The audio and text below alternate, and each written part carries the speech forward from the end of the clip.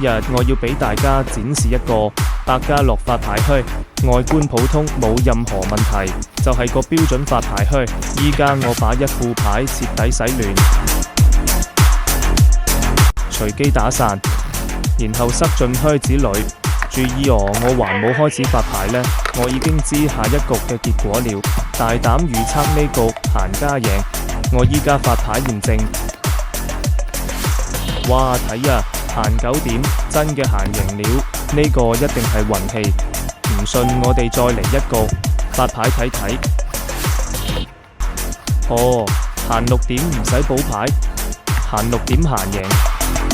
第3局仲係閒贏，